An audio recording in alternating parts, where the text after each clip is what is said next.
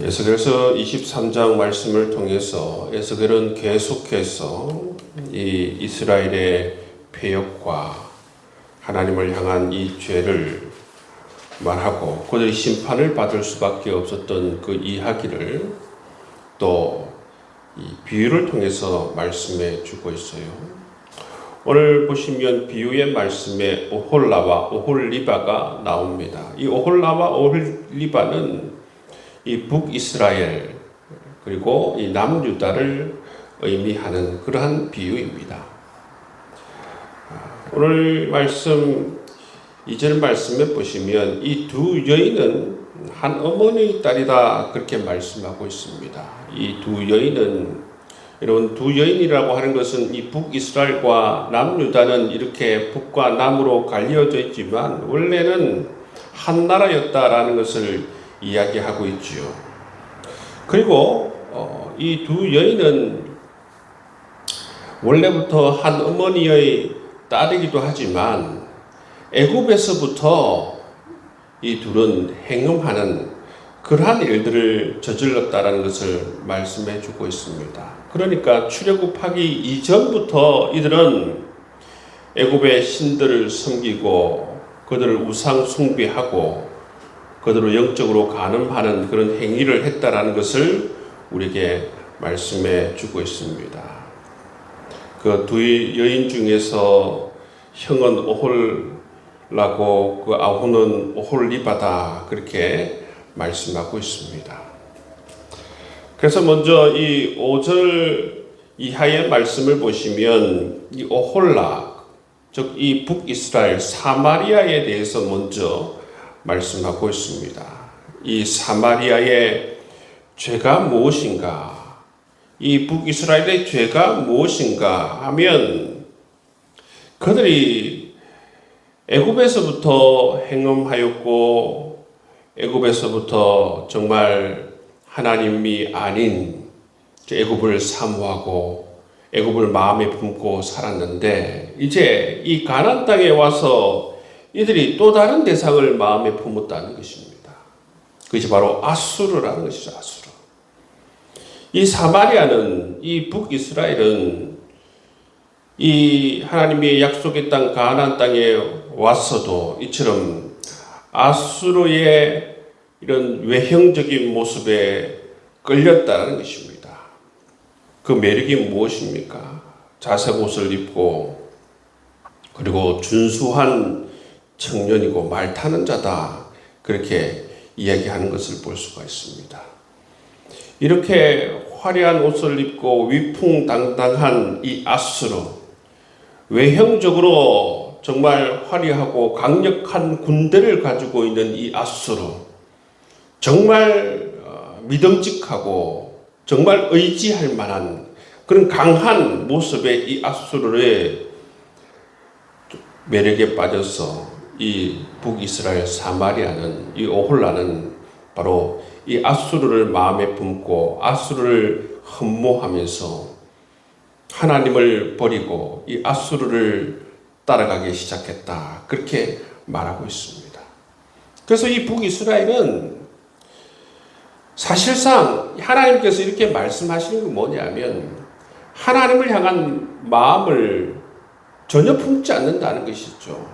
그 마음에 무엇을 의지하고 무엇을 신뢰하고 무엇을 흠모하고 있는가? 그 마음을 가득 채우고 있었던 것은 바로 아수르라는 겁니다.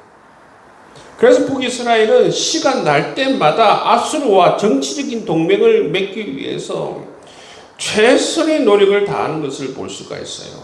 어떻게 하면 아수르의 눈에 들까? 어떻게 하면 아수르와 정치적 동맹을 맺어서 저 넘넘하고 용맹한 아수르를 등에 업을까? 늘 이 생각 속에 빠져 있었다는 것입니다. 하나님은 그것을 바로 영적인 엄난이다 말하고 있습니다. 애굽에 있을 때는 애굽을 마음에 품고 이제는 이 가나안 땅에 와서는 이 사마리아는 오홀라는 이처럼 아수르를 마음에 품은 것이죠. 하나님은 그것이 너무나도 마음이 상한 것입니다. 우리 하나님은 정말로 이 이스라엘 백성들을 얼마나 사랑하십니까? 죽기까지 사랑하시는 분이 그들의 마음에 전혀 없다. 그들이 하나님을 향한 생각이 없고 하나님을 신뢰하는 마음도 없고 하나님 백성으로 살아가려고 하는 의지도 없다라는 사실을 알았을 때에 우리 하나님은 너무나도 마음이 아팠을 것입니다. 북이스라엘은 이처럼 아수르를 마음에 품고 오직 아수르를 향하여서 모든 것을 초점을 맞추고 살아가는 그들의 모습을 볼 수가 있었다는 것이죠. 하나님께서는 이것을 정의하기를 엄란한 죄다 말씀하고 있습니다. 엄란한 이 두 자매를 비유로 들면서 이것은 엄란한 죄다 말씀하십니다. 그래서 하나님께서는 어떻게 하십니까? 이 죄로 말미암아 이들을 심판하시겠다. 그렇게 작정하십니다. 그런데 이 사마리아를, 이 북이스라엘을 심판하는 그 대상이 누군가?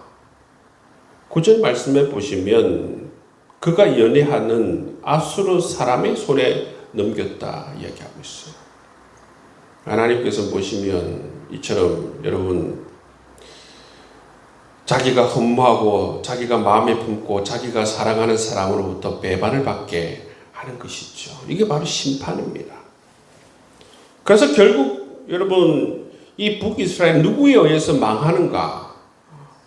이 아수르에 의해서 망하는 것이죠.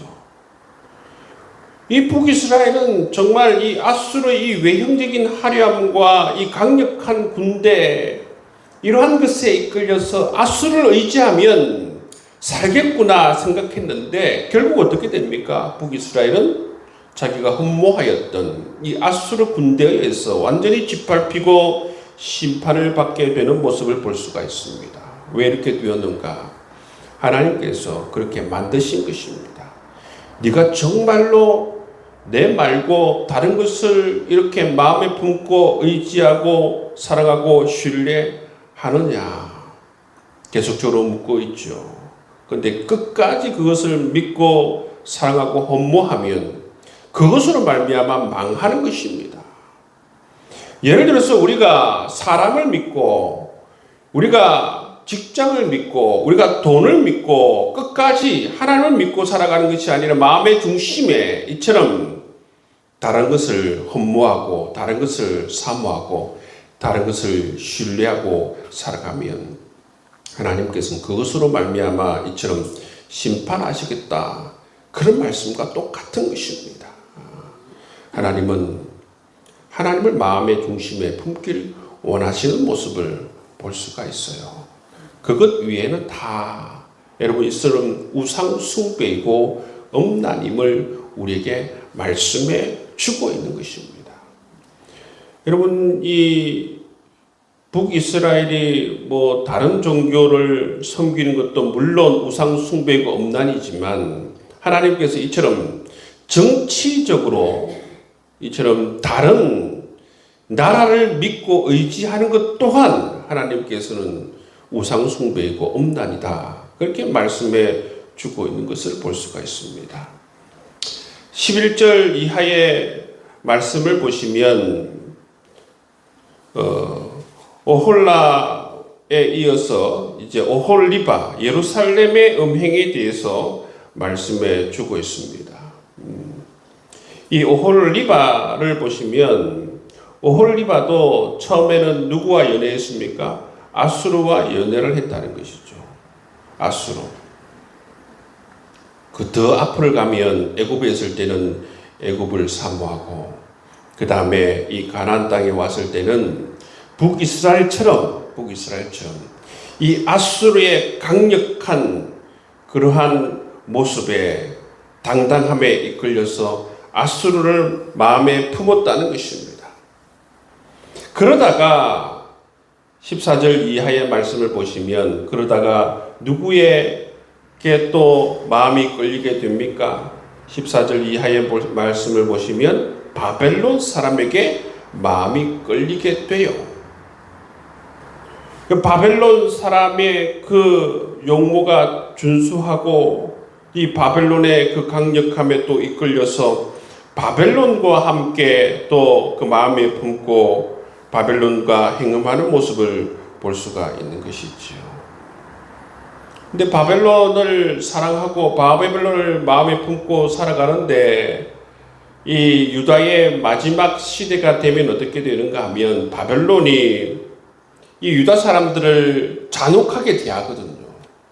굉장히 많이 괴롭히니까 나중에는 이 생각하기를 어떻게 하느냐 하면 우리가 바벨론을 버리고 우리가 애굽을 섬기자 해서 제일 마지막에는 애굽을 마음에 품는 모습을 볼 수가 있어요. 이처럼 유다는 애굽을 허무하고 애굽을 마음에 품고 그 다음에 아수르를 마음에 품고 그러다가 바벨론을 마음에 품고 마지막에 애굽을 마음에 품다가 완전히 예루살렘이 정말 심판을 받아서 다 무너지고 허물어지는 모습을 볼 수가 있는 것입니다. 그래서 하나님께서는 이러한 이 예루살렘을 또 심판하시는데 예루살렘을 심판하시는데 또 누구에게 이 심판을 맡기는 모습을 볼 수가 있습니까? 바벨론에게 심판을 맡겨요. 자기가 허무하였던 바벨론에게 심판을 맡깁니다. 북이스라엘은 여러분 아수르에게 심판을 맡기고 남유다는 바벨론에게 심판을 맡겨요. 두 나라 다 모두 그 마음속에 허무하고 신뢰하고 그렇게 마음에 품었던 대상을 통하여서 심판을 받는 모습을 볼 수가 있습니다.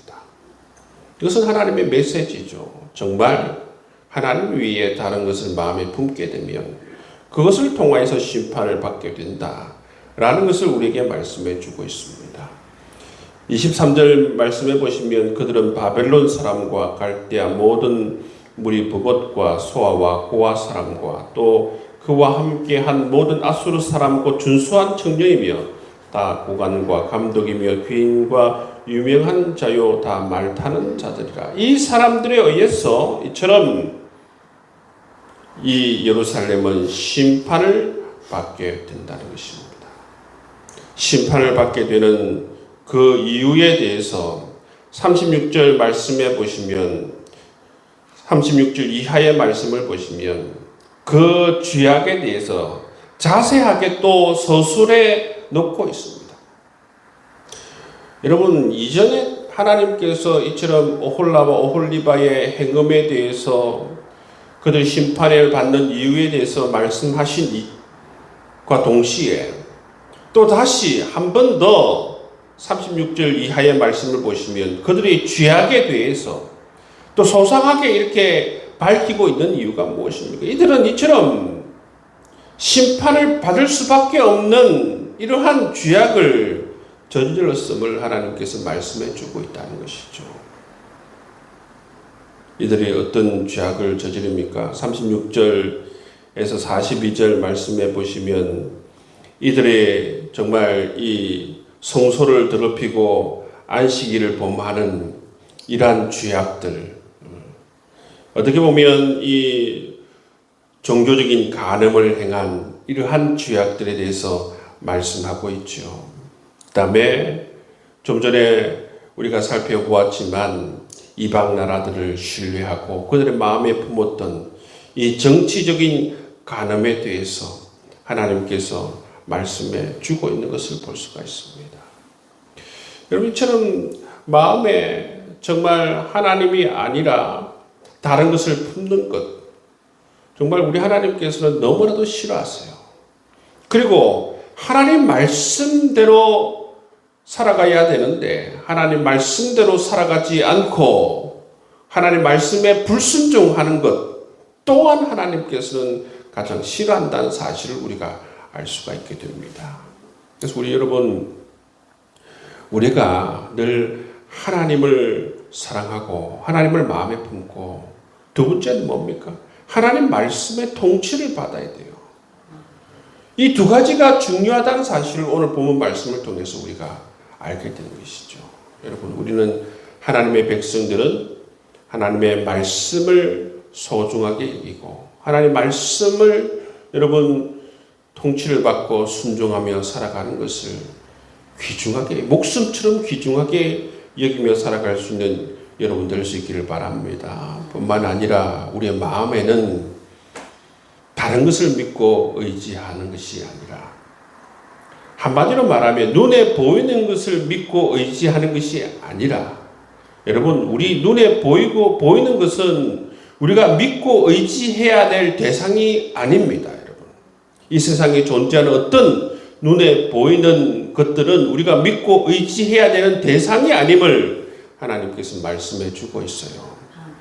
우리가 믿고 의지해야 되는 대상 오직 눈에 보이지 않지만 우리의 창조주 되시고 구원자 되시고 우리 임마누엘 하나님 되신 오직 하나님만이 바로 우리가 마음에 품고 우리가 믿고 의지할 대상임을 우리에게 말씀해 주고 있다는 것입니다. 여러분 오늘 에스겔 23장 말씀을 통하여서 오홀라와 오홀리바 여러분 이 음란한 자매를 비유를 통해서 말씀해 주고 있어요. 어찌하다가 여러분 북이스라엘과 남유다가 이처럼 음란한 자매로 비유되고 있습니까?